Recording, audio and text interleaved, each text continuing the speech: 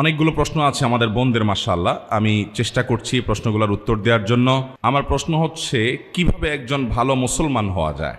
মাশাআল্লাহ, খুব সুন্দর এবং চমৎকার একটা প্রশ্ন। আমরা সবাই মুসলমান, নামে মুসলমান, সবাই ভালো মুসলমান না। আল্লাহর খাতায় মুসলমান কতজন, এটা নিয়ে সন্দেহ আছে। ভালো মুসলমান না হলে সে আল্লাহর খাতায় মুসলমান হতে পারবে না। ভালো মুসলমান না হলে সে মুসলমান হয়ে জান্নাতি হতে পারবে না সরাসরি প্রথম চান্সে। ভালো মুসলমান না হলে সে কখনো আল্লাহর প্রিয় বান্দা হতে পারবে না। ভালো মুসলমান হওয়ার জন্য কয়েকটি বিষয় লাগবে। নাম্বার 1, ঈমানটা বিশুদ্ধ থাকতে হবে। ঈমানটা কি থাকতে হবে? বিশুদ্ধ থাকতে হবে। আপনাদের এই এলাকাতে, চট্টগ্রামে বিশেষ করে, আমাদের অনেক মুসলমান ভাইয়েরা আছেন, অনেক মুসলমান বোনরা আছেন, সন্তান হয় না। আল্লাহর কাছে দোয়া করে, ঠিক আছে, কিন্তু আবার মাজারেও যায়। যে মাজারে কিছু মান্নত করে, কিছু টাকা পয়সা দেয়, মাজারে গিয়ে অনেকে সেজদা দেয়, অনেকে মাজারে যিনি শুয়ে আছেন তার কাছে বলে, বাবা আমাকে একটা ছেলে দিও, আমার একটা ছেলে সন্তান দরকার। আছে না? না এগুলা সাথে সাথে ঈমান নষ্ট হয়ে যাবে, সাথে সাথে ঈমান নষ্ট হয়ে যাবে। ভালো মুসলমান তো পরের কথা, আপনার যদি ঈমান নষ্ট হয়, আপনার যদি আকীদা খারাপ হয়, আপনার যদি বিশ্বাসটা নষ্ট হয়, তাহলে আপনার ওই যে একেবারে মূলটাই শেষ। আপনারা নেকামলে করে কোনো লাভ হবে না। এই জন্য ভালো মুসলমান হওয়ার জন্য প্রথম চ্যালেঞ্জ হলো ঈমানটাকে ঠিক রাখা, বিশ্বাসটা ঠিক রাখা। আল্লাহর একত্ববাদ স্বীকার করার মানে হলো আল্লাহর সাথে কারো শরীক সাব্যস্ত না করা। এখন আপনার দোয়া করতে হবে। কার কাছে দোয়া করবেন? আল্লাহর কাছে। আমাদের প্রিয় নবী সাল্লাল্লাহু আলাইহি সাল্লাম তার প্রিয় সাহাবী আব্দুল্লাহ ইবনে আব্বাস রাদিয়াল্লাহু তাআলা আনহু 9 বছর বয়স তখন তাকে আদর করে, স্নেহ করে হাত দিয়ে বললেন, কাঁধে হাত রেখে বললেন, ইযা সাআলতা ফাসআলিল্লাহ ওয়া ইযা ইসতাআনতা ফাসতাইন বিল্লাহ। তোমার যদি কিছু চাওয়া লাগে আল্লাহর কাছে চাইবা, সাহায্য চাওয়া লাগে আল্লাহর কাছে সাহায্য চাইবা। সাহায্য চাওয়া এগুলো আল্লাহ ছাড়া অন্য কারোর কাছে অলৌকিক সাহায্য চাওয়া যাবে? তাহলে কোনো মাজারের কাছে আমরা সন্তান চাইবো না, আল্লাহর কাছে চাইবো? আল্লাহর কাছে চাইবো। ঠিক একইভাবে আমার দোয়া, আমার ইবাদত বন্দেগী, এটা মাজারে করার জিনিস না। এগুলো আরশের মালিকের কাছে পেশ করতে হবে। মাজারে যিনি শুয়ে আছেন উনি নিজেও আল্লাহর বান্দা, নিজেও আল্লাহর গোলাম, উনি নিজেও আল্লাহর কাছে মুখাপেক্ষী। আপনি গোলামের কাছে কেন চাইবেন? মালিকের কাছে চাইবেন। আল্লাহ বলেছেন, উদউনি আস্তাজিব লাকুম, তোমরা আমার কাছে দোয়া করো, আমি তোমাদের দোয়া কবুল করব। অতএব দোয়া করতে হবে কার কাছে? আল্লাহর কাছে। ভালো মুসলমান হওয়ার জন্য ঈমান ঠিক রাখতে হবে। ঈমানের মধ্যে কোনো শিরিক থাকতে পারবে? অন্ধের মতো আনুগত্য কোনো দলের করবেন, কোনো ব্যক্তির করবেন? অন্ধের মতো আনুগত্য, সব কথা শুনবো, এটা কার হবে? শুধুমাত্র আল্লাহর। আর সবার এই বেলা এটা চলবে না। এমনকি আমিও যদি কথা বলি, কোনো আলেমও যদি কথা বলে, তার যদি ভালো কোনো কথা হয় সেটা নিবেন। কোনো কথা যদি খারাপ মনে হয়, কোরআন হাদিসের বিরুদ্ধে যায়, তিনি বললেও আপনি সেটা মানবেন। এর নাম হলো মুসলমান। ঈমান ঠিক থাকতে হবে যে আমি কার গোলামি করব, কার কথা শুনবো, কার আনুগত্য করব, কার কাছে দোয়া করব, শুধু আল্লাহর। তিনি ছাড়া আর কেউ হতে, তার সাথে আর কাউকে শরীক সাব্যস্ত করা যাবে। ঈমানটাকে ঠিক করতে হবে ভালো মুসলমান হওয়ার জন্য, 1। নাম্বার 2, ভালো মুসলমান হওয়ার জন্য 5 ওয়াক্ত নামাজ সুন্দর করে, ভালো করে বুঝেন, 5 ওয়াক্ত নামাজ শুধু পড়লে হবে না। কিভাবে পড়তে হবে? সুন্দর করে। নামাজ সুন্দর কিভাবে করবেন? 2 ভাবে করবেন। নাম্বার 1, সময় হওয়ার পর দেরি না করে যত তাড়াতাড়ি সম্ভব নামাজ পড়বেন। অনেকে নামাজ পড়ে শেষ ওক্তে যায়, বিশেষ করে আমাদের মা বোনদের মধ্যে এই রোগ আছে। জোহরের নামাজটা বেশিরভাগ মহিলারা আমাদের দেশে পড়ে হলো দুপুর 3টার পরে, 3:30টার পরে। কেন? কারণ ঘর বাড়ির কাজকাম সামালেন, রান্নাবাড়ি করে সব গোছান, ছেলে মেয়েদেরকে খানা দেন, স্বামীরে খানা দেন, নিজে গা গোসল ধন, সব ঝামেলা সারতে সারতে 3টা 3:30 বেজে যায়। এরপরে যা উনি আসরের সময় গিয়ে জোহর পড়েন। ঠিক না ঠিক? অথচ নবী করিম সাল্লাল্লাহু আলাইহি সাল্লাম বলেছেন, সবচেয়ে উত্তম আমল হলো as-সালাতু লি আউয়ালি ওয়াক্তিহা, আউয়াল ওয়াক্তে নামাজ পড়া, এটা হলো সবচেয়ে উত্তম আমল। এই জন্য ভালো মুসলমান হওয়ার জন্য নামাজ শুধু পড়লেই হবে না, 5 ওয়াক্ত নামাজ তো পড়তেই হবে। সেটা পড়তে হবে সুন্দর করে, অর্থাৎ প্রথম সময়ে দেরি না করে, আর দ্বিতীয়ত হলো ধীরে ধীরে, আস্তে আস্তে। যত ধীরে ধীরে নামাজ পড়বেন তত নামাজের কোয়ালিটি বাড়বে, আর যত তাড়াহুড়া করে পড়বেন তত নামাজের কোয়ালিটি কমবে। নামাজি হিসেবে সবচেয়ে ভালো নামাজি কে? আপনার ডানে বামে, আপনার মসজিদে, আপনার কাতারে, আশেপাশে খেয়াল করবেন। আমাদের মা বোনরা নিজেদের মধ্যে খেয়াল করবেন, যেই মানুষটার নামাজে দেখবেন রুকুতে সবচেয়ে বেশি সময় লাস্টিং করে, রুকু থেকে দাঁড়ায় তিনি সবচেয়ে বেশি অপেক্ষা করেন, সিজদায় খুব ধীরে ধীরে যান, যায় সিজদায় আবার অনেক সময় ধরে তাসবিহ পড়ে, সুবহান রাব্বিয়াল আলা, লম্বা সময় নিয়ে সিজদা পড়েন। এরপর সিজদা থেকে উঠে সোজা হয়ে আবার অনেক সময় অপেক্ষা করেন, আবার আস্তে করে সিজদা দেন।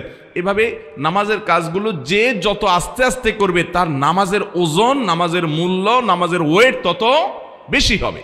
এই জন্য ভালো মুসলমান হওয়ার জন্য ইমানটাকে বিশুদ্ধ করতে হবে, ইমান বিধ্বংসী বিষয় থেকে বাঁচতে হবে। অনেক মুসলমান ইমান আনার পরে এমন কথা বলে ইমান চলে যায়।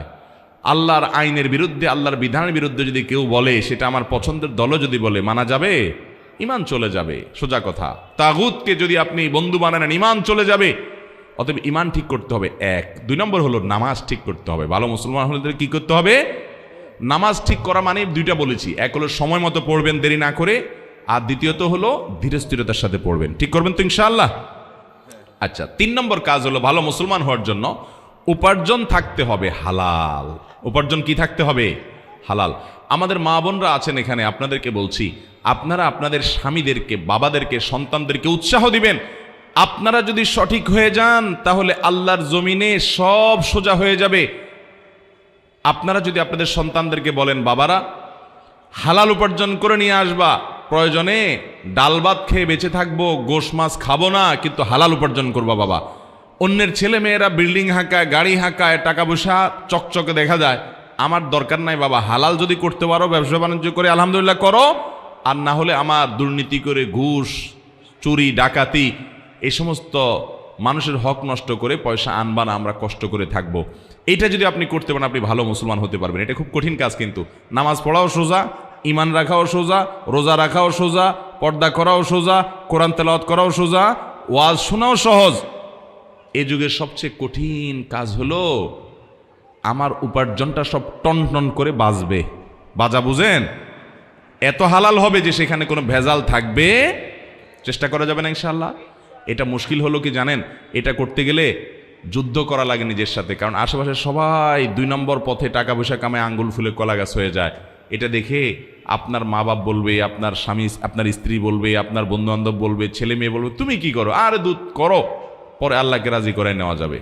এগুলো ভুল। ভালো মুসলমান হওয়ার জন্য উপার্জন হারাম, এটা থেকে বেঁচে হালাল উপার্জন থাকতে হবে ইনশাআল্লাহ। হালাল উপার্জন না থাকলে কোনো ভালো মুসলমান হওয়ার কোনো সুযোগই নেই, দোয়াই কবুল হবে না, সোজা কথা। ওই শরীরই জান্নাতে যাবে না। নবী সাল্লাল্লাহু আলাইহি ওয়াসাল্লাম বলেছেন যে শরীর হারাম দ্বারা গঠন হয়েছে। এই জন্য চ্যালেঞ্জ নিতে হবে মুসলমান যুবকদেরকে, যুবতীদেরকে, সবাইকে, যে আমরা হারাম আমাদের শরীরে প্রবেশ করাবো। ভালো মুসলমান হওয়ার জন্য 3 নম্বর পয়েন্ট বলেছি হালাল উপার্জন হওয়া। 4 নম্বর পয়েন্ট হলো আচরণ ভালো হওয়া। আজকাল দেখবেন অনেক নামাজি কালামি মুসল্লি পাওয়া যায়, কিন্তু আচরণ খারাপ, ব্যবহার খারাপ, অধিকার নষ্ট করে শ্রমিকের, অধিকার নষ্ট করে কাজের লোকের, অধিকার নষ্ট করে বউয়ের শাশুড়ির অধিকার নষ্ট করে, শ্বশুরের অধিকার নষ্ট করে, শ্বশুর শাশুড়ি হয়ে বউয়ের অধিকার নষ্ট করে, স্বামী হয়ে স্ত্রীর অধিকার নষ্ট করে, স্ত্রী হয়ে স্বামীর অধিকার নষ্ট করে, বন্ধু হয়ে বন্ধুর অধিকার নষ্ট করে, প্রতিবেশী হয়ে প্রতিবেশীর অধিকার নষ্ট করে, এমনকি মুসলমান হয়ে প্রতিবেশী অমুসলমান তারও অধিকার নষ্ট করে। প্রতিবেশী অমুসলমান হলে তার অধিকার আছে না নাই? কিরকম অধিকার জানেন? আব্দুল্লাহ ইবনে ওমর রাদিয়াল্লাহু তাআলা আনহু, নবী করিম সাল্লাল্লাহু আলাইহি ওয়াসাল্লাম একজন প্রিয় সাহাবী, ওনার বাড়িতে একবার ছাগল জবাই হয়েছে, খাওয়া দাওয়া করবেন কোনো আনন্দের উপলক্ষ। তো উনি ওনার পরিবারের লোকদেরকে বললেন, আমাদের পাশের বাসায় যে ইহুদি আছে তার বাসায় কি গোশত পাঠানো হয়েছে ছাগল থেকে? 2 বার জিজ্ঞাসা করলেন। তখন বাসার লোকরা বলল, না, পাঠানো হয়নি। তখন তিনি বললেন, আমি তো নবী করিম সাল্লাল্লাহু আলাইহি ওয়াসাল্লামের কাছ থেকে শুনেছি যে প্রতিবেশীর অধিকার এত বেশি যে জিবরিল বারবার নবী সাল্লাল্লাহু আলাইহি ওয়াসাল্লামকে প্রতিবেশীর ব্যাপারে সাবধান করতে করতে নবী সাল্লাল্লাহু আলাইহি ওয়াসাল্লাম বলেছেন, আমার তো আশঙ্কা হয় কখন না জিবরিল এসে বলে যে তোমার মরার পর তোমার সম্পদে ভাগ পাবে প্রতিবেশী।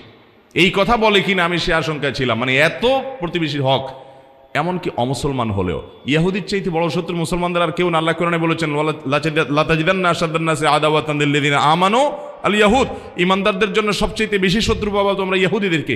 সেই ইহুদিও যদি আমার প্রতিবেশী হয়, আমার গ্রামের হয়, আমার পাশের বাড়ির হয়, বসবাস করে, তার প্রতি শুধু সদাচরণ করা না, তার বাসায় হাদিয়া পাঠানো, খাবার পাঠানো, এটা শিক্ষা আমাদেরকে ইসলাম দিয়েছে। ঠিক না বে ঠিক? তাহলে ভালো মুসলমান হতে হলে মুসলমান তো বটেই, অমুসলমানের সাথে সুন্দর আচরণ, ভালো আচরণ করতে হবে।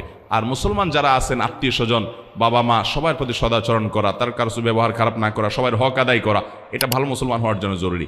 তাহলে 4 নম্বর শর্ত বলেছি আখলাক বা আচরণটা ভালো হওয়া। এই 4টা কাজ যদি আপনি ঠিকঠাক মতো করতে পারেন ইনশাআল্লাহ, এর পাশাপাশি হারাম কাজ থেকে বেঁচে থাকবেন, মৌলিক ফরজ বিধানগুলো মেনে চলবেন, ইনশাআল্লাহ আপনি ভালো মুসলমান হয়ে যাবেন। ওইটাকে আমরা 5 নম্বর পয়েন্ট বললাম। আমরা আবারও বলি, 1 নম্বর ইমানটাকে শুদ্ধ করবেন, শিরিক মুক্ত ইমান আনবেন। নাম্বার 2, নামাজটাকে সুন্দর করবেন, ওয়াক্ত হওয়ার পরে দেরি করবেন না এবং ধীরে ধীরে পড়বেন। নাম্বার 3, হালাল উপার্জন করবেন, হারামের ধারে কাছে যাবেন না, চ্যালেঞ্জ নেবেন। নাম্বার 4, আচরণ ভালো করবেন, সবার অধিকার আদায় করবেন, কারোর অধিকার নষ্ট করবেন না। বান্দার হকটা অনেক গুরুত্বপূর্ণ। আল্লাহর হকে একটু ভেজাল হলেও আল্লাহ মাফ করবে, বান্দার হকে কিন্তু ছাড় নাই। অতএব বান্দার হক যেন ঠিকঠাক মতো আদায় করেন। স্ত্রী হয়েছেন, তাহলে স্বামী আমার অধিকার নষ্ট করুক, আমি তার অধিকার নষ্ট করবো না, তার প্রাপ্য অধিকার আমি তাকে দেব। স্ত্রী আমার অধিকার নষ্ট করছে, করুক, কিন্তু আমি তার অধিকারটা প্রাপ্য পুরোটা দেব। যতটা আমরা অধিকার সচেতন হব, তার চেয়ে বেশি কর্তব্য সচেতন হব, আমার দায়িত্ব কিছুটা আমি বেশি দেখব। 5 নম্বর হলো আপনার অন্য আল্লাহর যে মৌলিক ফরজ বিধানগুলো আছে সেগুলো মানা, মোটা মোটা যে হারাম জিনিসগুলো আছে সেগুলো থেকে বাঁচার চেষ্টা করব। এভাবে যদি আমরা 5 কাজ করি, ইমান ঠিক করি, নামাজটা সুন্দর করি এবং হালাল উপার্জন করি, আচার আচরণ ভালো করি, সবার অধিকার ঠিকঠাক মতো দেই, মোটা দাগে ফরজগুলো রোজা রাখা, জাকাত দেওয়া ইত্যাদি, হজ করা, এগুলো যদি মেনে চলি এবং হারাম কাজ, জেনা, ব্যভিচার ইত্যাদি থেকে বেঁচে চলি, ইনশাআল্লাহ একজন আদর্শ ভালো মুসলমান হতে পারবেন। একজন আদর্শ ভালো মুসলমান মানে কিন্তু আমলের পাহাড় গড়া না। দুনিয়ার আমল কতগুলো করে নিলেন, আপনি ভালো মুসলমান হয়ে গেলেন, জি না। ভালো মুসলমান হতে হলে এই পয়েন্টগুলো আপনাকে মাথায় রাখতে হবে। আল্লাহ তাআলা আমলের তৌফিক দান করুন।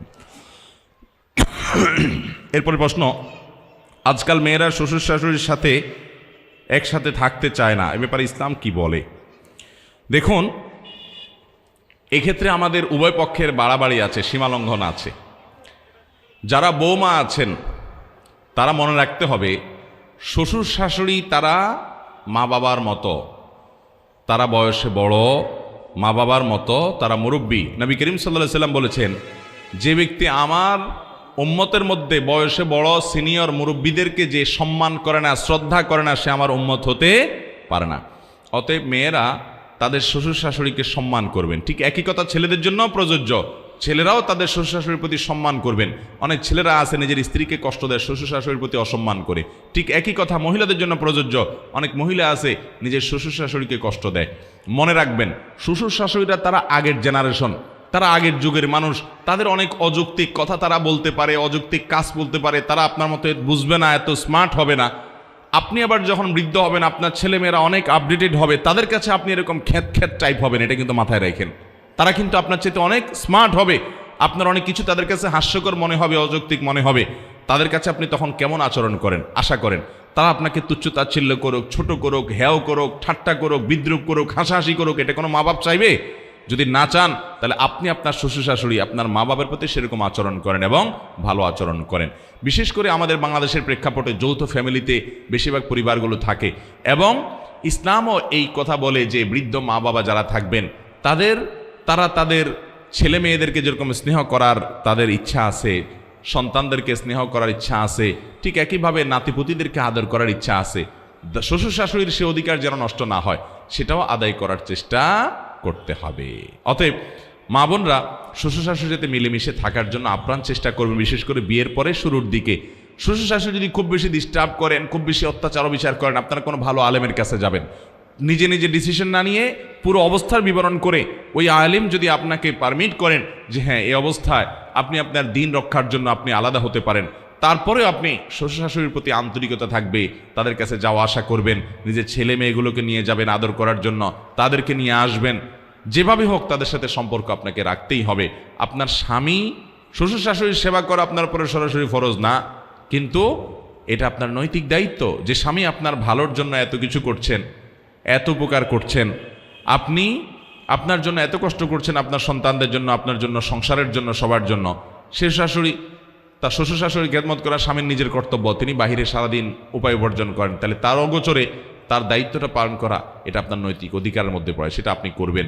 এবং মনে রাখবেন, আজকে আপনি বউ, একসময় শাশুড়ি হবেন, আজকে আপনি ছেলে, একসময় শ্বশুর হবেন। অতএব আপনার পরবর্তীর কথা মাথায় রেখে আপনার পরবর্তী জেনারেশনের কাছে যে আচরণ আশা করবেন, আপনি সে আচরণ তাদের সাথে করবেন। তবে যদি এমন হয় ছেলে মেয়েদের পড়ালেখার জন্য ছেলেটা ঢাকায় থাকে, চট্টগ্রাম শহরে থাকে, তার চরিত্র হেফাজতের জন্য স্ত্রী কাছে থাকা দরকার, বিয়ের উদ্দেশ্য সেটা, তাহলে মা বাবারও মনে রাখা উচিত যে তাদেরকে তাদের সাথে থাকতে দেওয়া উচিত, বাধা দেওয়া উচিত না সারা জীবন। অনেক মা বাবা আছে বৌমাকে মোটেই ছাড়তে চায় না, এমনকি কাজের মহিলা বানায় রাখে, এটা ঠিক না। মেয়ের মতো স্নেহ শ্বশুর শাশুড়িও করতে হবে, আবার শ্বশুর শাশুড়িকেও মেয়েরা যথেষ্ট যত্ন সোহাগ করতে হবে। আমি এর আগে শুরুতে আলোচনাতে বলেছিলাম যে আজ আমাদের সমাজের সংকটের জায়গাটা কোথায়। ডক্টর খন্দকার আব্দুল্লাহ জাহাঙ্গীর রহমাতুল্লাহ বলতেন, আমরা সবাই অধিকার সচেতন, আমরা কেউ কর্তব্য সচেতন না। আমি কর্তব্য সচেতন হতে হবে ভালো মুসলমান হতে হলে। আমি চেষ্টা করব আমার দায়িত্বকে আমি সেটা আদায় করব। শ্বশুর শাশুড়ির কোনো হক নষ্ট করবোই না, বরং আমি আরো বেশি বেশি করব তাদের জন্য। উনি উল্টাপাল্টা করছে, ওনারটা উনি আল্লাহর কাছে বুঝে পড়াবে, তার জন্য তো আমার অপরাধ নাই, আমি সবর করব।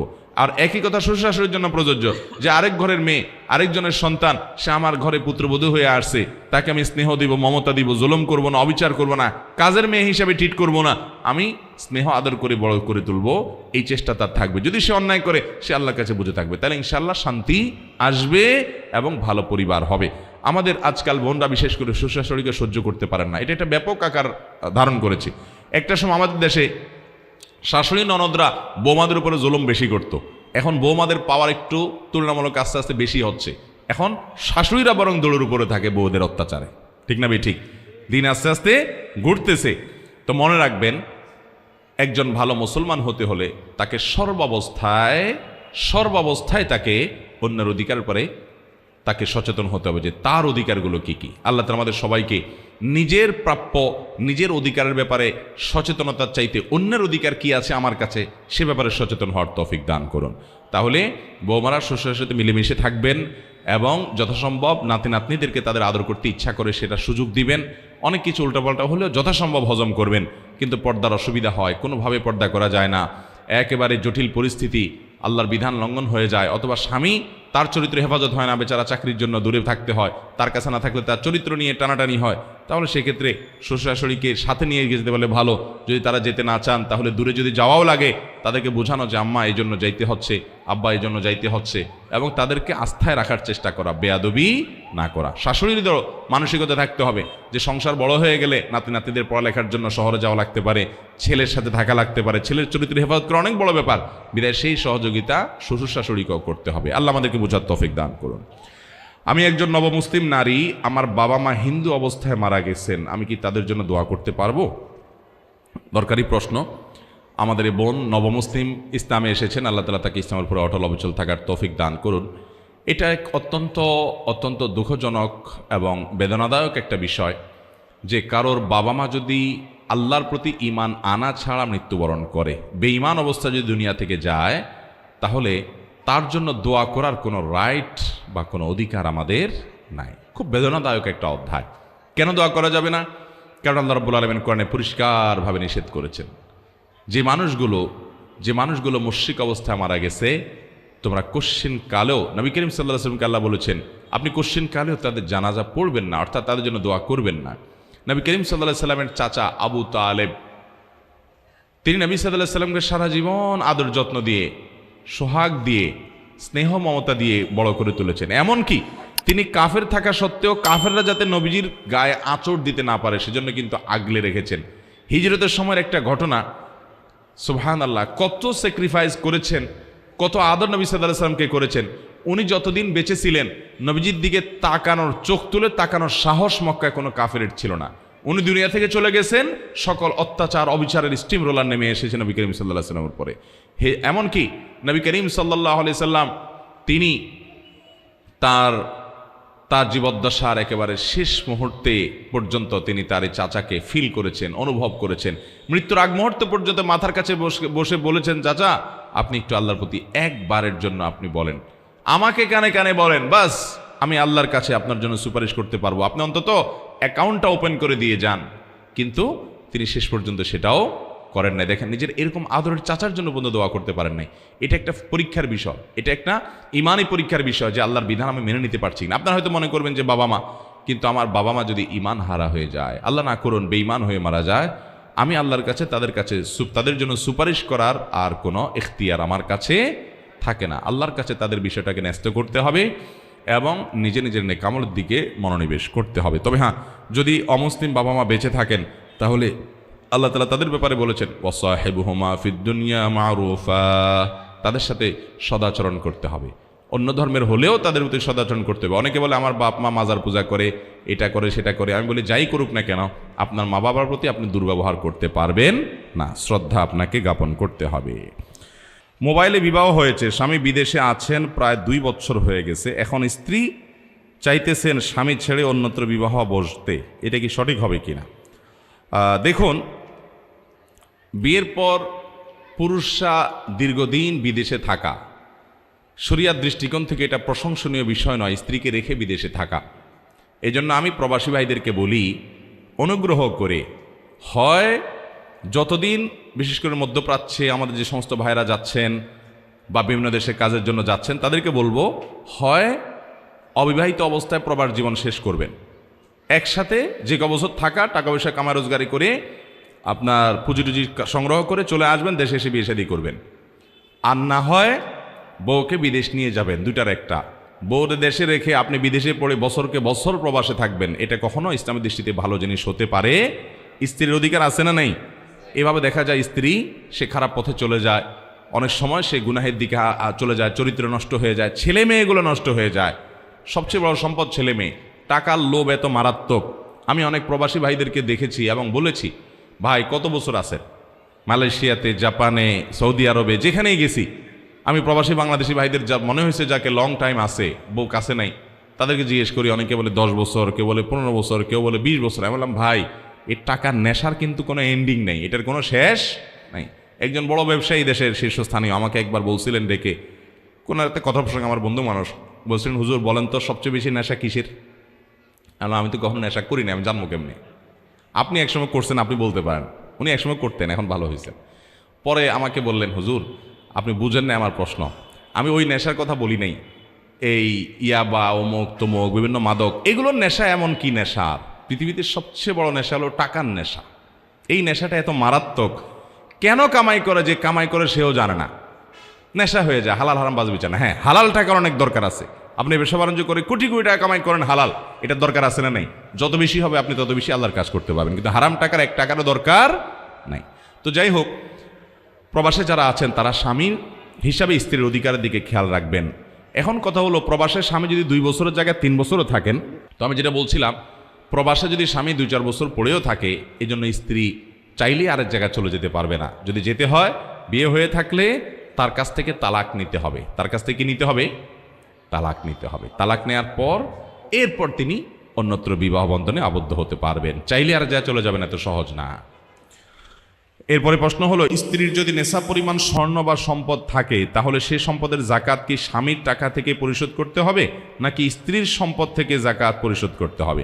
দেখুন, স্ত্রীর যদি স্বর্ণ থাকে, গহনা থাকে, জাকাত দেওয়ার মতো নেশা পরিমাণ হয়, তাহলে এটার জাকাত স্ত্রীকেই দিতে হবে যদি এটার মালিক স্ত্রী হয়।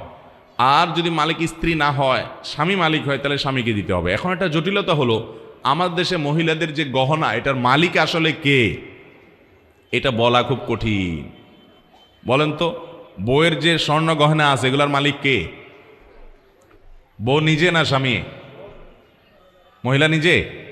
আচ্ছা, মহিলা যদি নিজে ওইটার মালিক হয়, মহিলা চাইলে কি বিক্রি করে ফেলতে পারবে? উত্তর দেন তো। মালিক হলে তো ওনার চাইলে উনি বিক্রি করতে পারার কথা, কিন্তু পারবে? এটা জটিল আমাদের দেশে। গোজামিল বলে এটাকে, গোজামিল। এই মহিলাদের সম্পদ নিয়ে আমরা গোজামিল করি। মহিলা যদি সম্পদের মালিক হয়, সে ওইটা পুরাটা বিক্রি করে তার বাপকে, তার মাকে, তার ভাই বোনকে দিয়ে দিলে, স্বামী হিসাবে, শ্বশুর শাশুড়ি হিসাবে তার এই বেচার ব্যাপারে আপনাদের কোনো আপত্তি থাকবে না? থাকবে না? আমাদের দেশের রিয়েলিটি বলেন, বাস্তবতা বলেন, আপত্তি থাকে না? এটা কেমন কথা হলো? মালিক যদি সে হয়, তাহলে তার সম্পদ সে কি বিক্রি করে ফেলবে না কাকে দান করে দিবে, এটা তো তার ব্যাপার। এই ব্যাপারে কি আর কারোর কোনো সে থাকার কথা? কিন্তু আমার দেশে সে থাকে কি থাকে না? এই থাকার মাধ্যমে প্রমাণ করা হচ্ছে তাদেরকে আমরা মুখে মালিক বানাচ্ছি, আসলে তাদের মালিকানাকে স্বীকার করছি। এমনকি বিদেশ যাওয়ার সময় বউরে বলতেছেন, গহনাগুলো দাও, বিক্রি করে আমি বিদেশ যাই, পরে আমি তোমারে কিনে দেব। বউ যদি বলে, না তুমি তো লোন চাইছো আমার কাছে, আমি লোন তোমাকে দিলাম না, আমার সম্পদ, আমি কাকে লোন দেবো না দেবো এই সম্পূর্ণ স্বাধীনতা ইসলাম আমাকে দিচ্ছে, আমি তোমাকে লোন দেবো না। বিশ্বাস হয় না? তুমি আবার বিদেশে যায় টাকা কামাই করে সফল হয়ে তারপর আমার স্বর্ণ কিনে দিতে পারবা কি পারবা না? আমি দিলাম না। এরকম না করার অধিকার কি মেয়েদের আছে? আরে শরীয়ত তো অধিকার দিছে, আমাদের সমাজে কি এরকম অধিকার দেওয়া হয়? যদি সে মালিক হয়, তাহলে তার সে অধিকার থাকার কথা কি কথা না? এই জন্য আমি বলি, মহিলাদের স্বর্ণ গহনা নিয়ে আমাদের দেশে একটা বিরাট গোজামিল আছে। এই অর্নামেন্টগুলোর মালিক আসলে বেচারীরা কিনা, আমরা মুখে বলি, বাস্তবে তাদেরকে সেটার মালিক বানায় না। এটার জন্য আমি বলি, শুনেন, স্বামী হিসাবে আপনি স্ত্রীকে গহনা দিলে হয় পরিষ্কার করে বলে দিবেন এটা তোমাকে আমি গিফট দান করে দিয়ে দিলাম, হাদিয়া দিলাম, উপহার দিলাম, আর মোহর হিসাবে দিলে এটা তো তার প্রাপ্য অধিকার, এটা তুমি মালিক। এরপরে সে এটা যা খুশি তা করবে, সেই অধিকার তাকে দিতে হবে। তাহলে এই স্বর্ণের জাকাত ওই মহিলাকেই দিতে হবে, যেহেতু তিনি মালিক। আরেকটা হতে পারে যে আপনি বিদেশ গেছেন, বউয়ের জন্য 2-4-5 ভরি স্বর্ণ কিনছেন, 10 ভরি স্বর্ণ কিনছেন, এখন বউকে সেটা দিছেন আপনি। আবার আপনার যখন দরকার হবে জমি জমা কিনবেন বা বিদেশে যাবেন, তখন আবার বিক্রি করে ফেলবেন, এরকম উদ্দেশ্য আপনার যদি থাকে, তাহলে স্ত্রীকে দেওয়ার সময় বলবেন এটা তোমাকে দিলাম, তুমি ব্যবহার করো, মালিক আমি, যখন ইচ্ছে তখন বিক্রি করে ফেলবো। এরকম বললে বউ বলবে তাহলে এটা দেওয়ার দরকার কি, আর তোমার স্বর্ণই দরকার নাই আমার। এই জন্য পুরুষরাও গোজামিল করে, মনে একটা রাখে বাইরে আরেকটা বলে, চিটারি করে, বলে তোমাকে দিয়ে দিছি গো, তুমি ব্যবহার করো, আসলে বিক্রি করে ফেলবে চান্স পাইলে। এই 2 নম্বরই পুরুষরা করে, কি করে না। ইসলাম কিন্তু লেনদেনের ক্ষেত্রে পরিষ্কার হতে বলে, একদম পরিষ্কার হতে হবে, হোক সে স্ত্রী হোক সে বাবা মা। এই একই সমস্যা প্রবাসীদের বাবা মার সাথেও হয়। বিদেশ থেকে টাকা পাঠায়, বাপে জমি কিনে, আব্বা আব্বা আপনার নামে নেন, আপনার নামে নেন, কিন্তু উদ্দেশ্য হলো আমার জমি আপনার নামে রাখেন আর কি, বাপরে খুশি করে। এরপরে বাপ মা মরার পরে ছোট ভাই বোন এসে বলে বাপের নামে জমি যেহেতু ভাগ আমরাও পাবো। বেজাল লাগে, লাগে কি লাগে না। এই জন্য লেনদেনের মধ্যে কোনো ধানাই পানাই, কোনো ছলছাতুরি, কোনো ঝাপসা রাখা উচিত না। লেনদেন করতে হবে পরিষ্কারভাবে, এবং এটাতে কারোর মনে কষ্ট রাখা উচিত না। সেটা মূর্খতা যদি কেউ মনে কষ্ট রাখে, খুললাম খোলা হওয়া উচিত এবং পরিষ্কার হওয়া উচিত। যাই হোক, যেটা বলছিলাম, মহিলারা তাদের গহনার ব্যাপারে আপনার তারা যে গহনাগাতি এগুলোর জাকাত দিবে, তারা যদি নিজেরা মালিক হয় তারা জাকাত দিবে, আর স্বামী মালিক হলে স্বামী জাকাত দিবে। এখন কত হলো মহিলারা জাকাত দিবে কোত্থেকে, আরেক প্রশ্ন, টাকাটা পাবে কই, তাদের উপার্জন নাই। এটার উত্তর হলো মহিলাদেরকে মহরের মাধ্যমে টাকার মালিক শরীয়ত বানাইছে না বানাই নাই। এখন মহিলা যদি নিজের মহরের টাকা নিজে না নেয়, স্বামীরে মাফ করে দেয়, তো সে নিজের পানি যে কুড়াল দিছে। মহিলাকে বাবা মায়ের পরিত্যক্ত সম্পদ ইসলাম অধিকার দিছে না, দেয় নাই। আবার তিনি ঘরোয়াভাবে চাইলেও নিজে অনেক উপার্জন করতে পারে পর্দার মধ্যে থেকেও, তাহলে তাদের উপার্জন অনেক মাধ্যম আছে। স্বামীর কাছ থেকে হাত খরচ স্বরূপ, উপহার স্বরূপ টাকা পয়সা নিতে পারে, এগুলো থেকে তিনি জাকাত আদায় করবেন। আর যদি এগুলো তার না থাকে, স্বামীকে রিকোয়েস্ট করেন, স্বামী তার হয়ে জাকাত আদায় করেন, তাতেও আদায় হয়ে যাবে, কিন্তু তাকে জানাবে যে ঠিক আছে তোমার গহনা জাকাত আমি দিয়ে দিলাম। স্বামী স্ত্রীর মধ্যে আমাদের দেশে আলহামদুলিল্লাহ বন্ডিং বোঝাপড়া থাকে বেশিরভাগ ফ্যামিলিতে। স্বামী বললো ঠিক আছে আমি তোমার স্বর্ণের জাকাত দিয়ে দিলাম, বা স্বামীকে বললো আমার জাকাতটা তো আসছে দিয়ে দিও, স্বামী দিয়ে দিল, তাতেও আদায় হয়ে যাবে। মোহতারাম হাজরিন, প্রশ্নে অনেক আছে, প্রশ্ন স্তূপ আছে, কিন্তু আমাদের জুমার সালাতের প্রস্তুতি নিতে হবে। আমার মনে হয় শেষ করা দরকার, যেহেতু আমাদের জুমার আলোচনা শুরু হবে।